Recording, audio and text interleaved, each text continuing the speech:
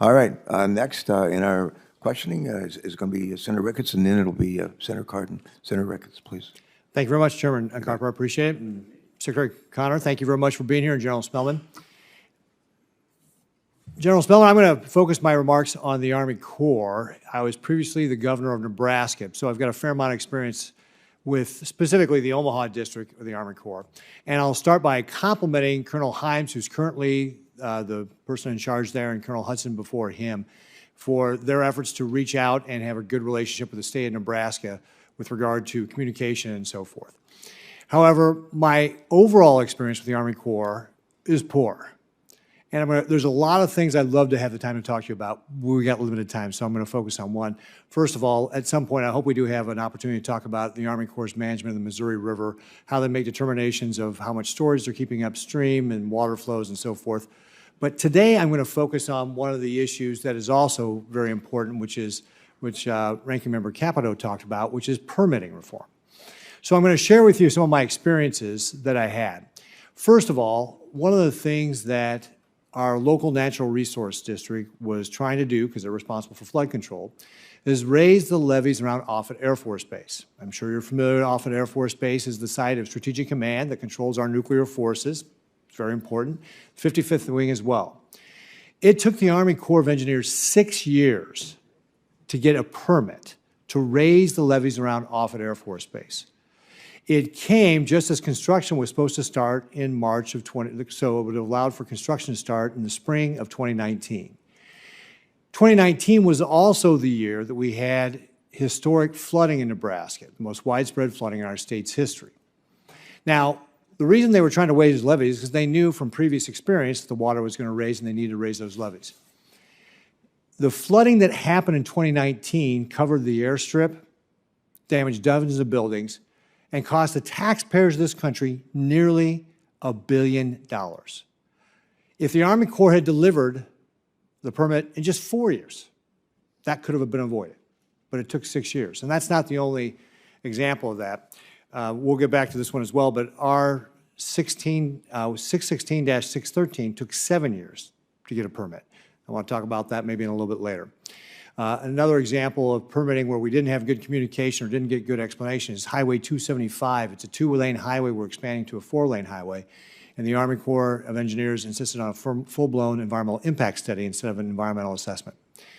But I want to focus on the permitting side because I've got lots of questions about why it would take this long. Do you measure how long it takes to get a permit done for the Army Corps of Engineers? Yes, sir. How long does it take? An individual permit on average for the 80,000 that we do each year is 11 months. 11 months.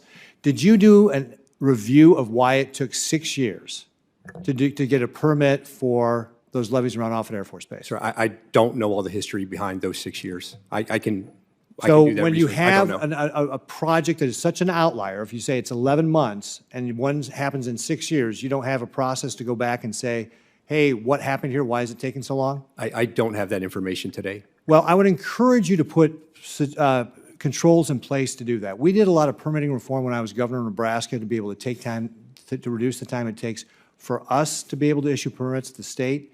We use a process called Lean Six Sigma. It's a process improvement methodology. There's several others out there you could use.